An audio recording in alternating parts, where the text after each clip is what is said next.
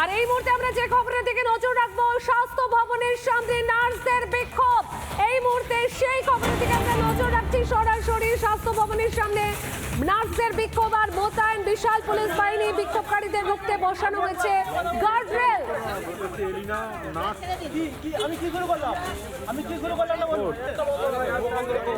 তুমি যেটা করেছো সেটা নোট করা আছে, অফিসিয়ালি দেখছি আমরা।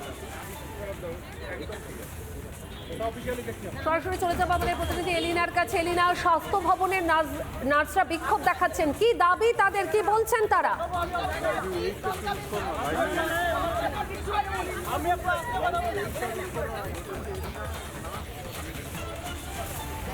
একেবারেই পায়েল, দেখো একাধিক দাবি নিয়ে আবারও কিন্তু রাজপথে নেমেছে নার্সেস ইউনিটের নার্সিং চাকরি প্রার্থীরা। কারণ এখনো পর্যন্ত প্রশিক্ষণ প্রাপ্ত যারা প্রশিক্ষিত নার্স তারা কিন্তু এখনো পর্যন্ত বেকার অবস্থায় রয়েছে। কেন পরীক্ষা না হলো, কিন্তু পরীক্ষা নিয়ে পাশ করার পরেও তাদের বসে থাকতে হচ্ছে কেন? এই দাবিতেই আজকে সরব হয়েছেন প্রত্যেকে। আমার সঙ্গে এই মুহূর্তে নার্সেস ইউনিটের ভাস্বতী মুখার্জি তিনি রয়েছেন। আমি কথা বলবো সরাসরি ভাস্বতী দিদির সঙ্গে। ভাস্বতী দিদি, এর আগেও আমরা দেখেছি বহুবার আপনারা রাজপথে নেমেছেন, আন্দোলন করেছেন, লড়াই করেছেন। আজকের কি কি দাবি রয়েছে? কেন আজকে আপনারা স্বাস্থ্য ভবনের সামনে এই বিক্ষোভ করছেন? কি কি দাবি রয়েছে মূলত?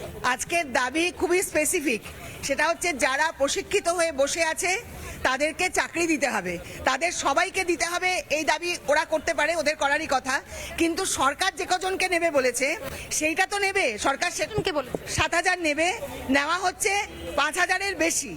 তাহলে সেইটা কেন নেওয়া হচ্ছে, কেন পুরোটাই নেওয়া হচ্ছে না? তাহলে পুরোটা নেওয়া হোক, এইটা দাবি। আর একটা হচ্ছে যে রুগীর পাশে নার্সদের সংখ্যা 20,000-এরও বেশি ডেফিসিট আছে, ভ্যাকেন্সি আছে, সেখানে 7,000-ই বা নেবে কেন? যদি 7,000-ই নেবে তাহলে বেসরকারি জায়গাগুলোতে বা সরকারি স্কুলগুলোতে প্রত্যেক বছর অ্যাডমিশন কেন হচ্ছে? লাখ লাখ টাকা খরচা করে তারা যদি রুগীর পাশে না যেতে পারে, তাদেরকে তাহলে কি জন্য এটা করা হচ্ছে? এটা কি শুধুই ব্যবসাটা করার জন্য? স্বাস্থ্য ভবন থেকে আপনাদের কি জানানো হয়েছে? পুলিশ কি বলছে? আপনাদের আটকানোর জন্য বিশাল পুলিশ বাহিনী রয়েছে, গার্ডরেল বসিয়ে দেওয়া হয়েছে যাতে আপনারা স্বাস্থ্য ভবন পর্যন্ত পৌঁছতে না পারেন। স্বাস্থ্য ভবনে আমরা যে কথা বলতে যাব স্বাস্থ্য অধিকর্তার কাছে, আমরা অভিজ্ঞতা থেকে জানি যে আমরা যতজন আসি নিশ্চয়ই ততজন যাবে না। তাহলে তার একটা কম সংখ্যা রিপ্রেজেন্টেটিভ হিসাবে 4জন 5জন 6জন যাবে, সেটা ওনারা এখান থেকে স্বাস্থ্য ভবনের গেট অবধি ওনারা যেতে দেবেন না। এবার কথা বলবেন কিনা তাও জানা নেই। আরও একটা জিনিস হচ্ছে, কালকে এদের ছেলেমেয়েরা এসে চিঠি দিয়ে গেছিল, এখানকার ইলেকট্রনিক্স কমপ্লেক্সে চিঠি দিয়ে গিয়েছিল। আজকে এখানে আসারও 2-2.5 ঘন্টা পর একটা চিঠি নিয়ে এসছে যে আপনাদেরকে পারমিশন দেওয়া হলো না। আজকের দিনে কি এটা করার কথা? কালকে তো ওদের মেল আইডি রাখলে মেল করে দিয়ে দিলে যে তোমাদের পারমিশন দেওয়া হয়নি, তাহলে অন্য কিছু ভাবা হতো। এইখানে আসারও 2-2.5 ঘন্টা পর চিঠিটা দেওয়া হচ্ছে যে আপনাদের পারমিশন দেওয়া হলো না। অ্যাটিচিউডটা কি? এই রাজ্যে কে আন্দোলন করছে না? টিচার, পুলিশ, স্বাস্থ্য, মেডিকেল টেকনোলজিস্ট, ডাক্তার, নার্স, সবাই। ব্যাপারটা কি? একেবারে ভাস্বতী মুখার্জির সঙ্গে আমরা কথা বললাম। আমি এই মুহূর্তে একবার ছবি দেখানোর চেষ্টা করব, আমার ভিডিও জার্নালিস্ট অমিতকে বলবো, অমিত তুমি একটু ছবিটা দেখানোর চেষ্টা করো। তুমি দেখতে পাচ্ছ পাইল এই মুহূর্তে প্ল্যাকার্ড হাতে নিয়ে, পোস্টার হাতে নিয়ে প্রত্যেকে যারা পাশ করে বসে রয়েছে, প্রশিক্ষিত নার্স যারা কয়েক লাখ টাকা খরচ করে পড়াশোনা করেছে, সেই পড়াশোনা করার পর পরীক্ষা দিয়েছে, কিন্তু পরীক্ষায় পাশ করা সত্ত্বেও আজকে তাদের এই রাজ্যে বেকার অবস্থায় পড়ে থাকতে হচ্ছে। সরকারের পক্ষ থেকে বলা হয়েছিল 7,000 সিট রয়েছে, কিন্তু সেই জায়গায় 5,000 জনকে নেওয়া হচ্ছে। কেন বাকি সিটগুলো তাহলে খালি থাকবে কেন? তারা কেন চাকরি পাবেন না? আমি এই মুহূর্তে যারা রয়েছে, এই মুহূর্তে যারা পড়াশোনা করে এই রাজ্যে আবারও বেকার অবস্থায় বসে তার সাথে কথা বলবো। পড়াশোনা করেছেন, প্রশিক্ষিত নার্স হয়েছেন, তারপরেও রাজ্যে চাকরি নেই, আজকে রাজপথে নামতে হচ্ছে। হ্যাঁ, কারণ আমরা এর মধ্যে বহুজন আছে যারা সরকারি কলেজ থেকে পাস করে এসছে, তারা এক্সাম দিয়ে সরকারি কলেজে সুযোগ পেয়েছে এবং আমরা নার্সিং পড়ে বেরিয়েছি। তারপরে আমাদের 3 বছর ধরে কোনো রিক্রুটমেন্ট নেই এবং 3 বছর পর যে রিক্রুটমেন্ট বের করা হয়েছে সেটা নার্সের যে দরকার সেই অনুযায়ী অনেক কম, 20,000-এর বেশি নার্সের দরকার। সেই অনুযায়ী আমাদের বলেছিল যে 7,000 জন নিয়োগ হবে, কিন্তু তার মধ্যে থেকে নিয়োগ হয়েছে 5,000 সামথিং।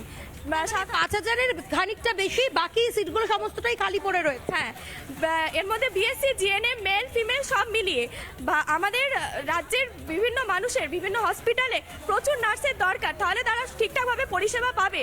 বিভিন্ন জায়গা থেকে এইগুলো আমরা শুনতে পাচ্ছি যে এখানে ঠিকঠাক করে স্বাস্থ্য পরিষেবা পাওয়া যাচ্ছে না। কেন পাওয়া যাচ্ছে না? কারণ সেখানে নার্স, ডাক্তার, মেডিকেল টেকনোলজিস্ট কারণ নিয়োগ নেই 3 বছর ধরে। একেবারেই নিয়োগ নেই এই রাজ্যে, এটা নতুন কিছু নয়, শুধু নার্সদের পক্ষ থেকে নয়, বাংলায় জায়গায় বেকার যুবক যুবতীর সংখ্যা প্রচুর।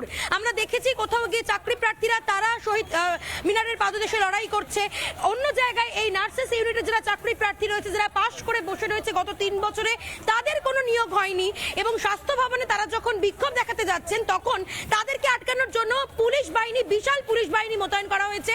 স্বাস্থ্য ভবনের সামনে গার্ড রেল দিয়ে পুরোপুরিভাবে ঘিরে রাখা হয়েছে যাতে তারা আন্দোলন না করতে পারেন, যাতে তারা প্রতিবাদ করতে না পারেন, কারণ এই রাজ্যে বারবার প্রতিবাদের কণ্ঠ রোধ করার চেষ্টা করা হয়। তুমি দেখতে পাচ্ছ পায়েল, এই মুহূর্তে যে ছবি দেখাচ্ছি একেবারে স্বাস্থ্য ভবনের সামনে পরপর গার্ড রেল বসিয়ে দেওয়া হয়েছে যাতে তারা স্বাস্থ্য ভবন পর্যন্ত পৌঁছতে না পারেন। এবং এই মুহূর্তে যারা চাকরি প্রার্থীরা, যারা নার্সিং পরীক্ষা পাশ করে প্রশিক্ষিত নার্স হয়ে বসে রয়েছেন, তারা এই মুহূর্তে আজকে আন্দোলন করছেন, কারণ এই রাজ্যে নার্সদেরও নিয়োগ নেই।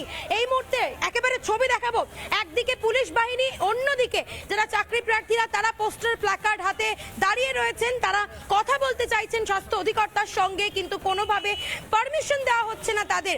এবং কোথাও গিয়ে তারা বারবার করে যে দাবি তুলছেন, এই রাজ্যে কেন নিয়োগ নেই, যেখানে সরকারের পক্ষ থেকে বলা হয়েছে 7,000 নিয়োগ হবে, সেই জায়গায় 5,000-এর বেশি খানিকটা নিয়োগ হচ্ছে, বাকিদের কেন নিয়োগ হচ্ছে না?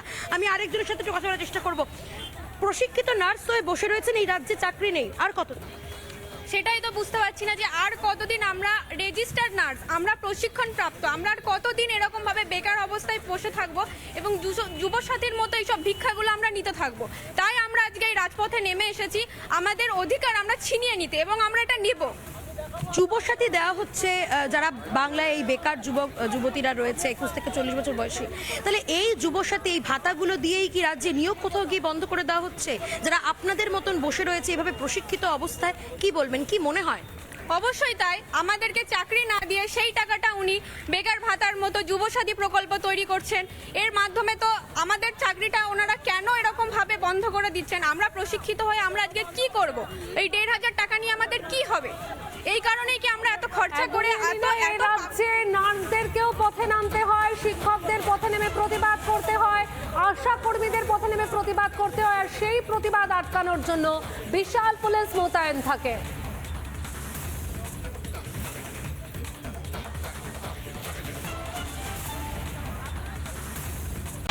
নানা ধরনের কন্টেন্ট দেখার জন্য লাইক করুন, শেয়ার করুন আমাদের ফেসবুক পেজ, সাবস্ক্রাইব করুন আমাদের ইউটিউব চ্যানেল।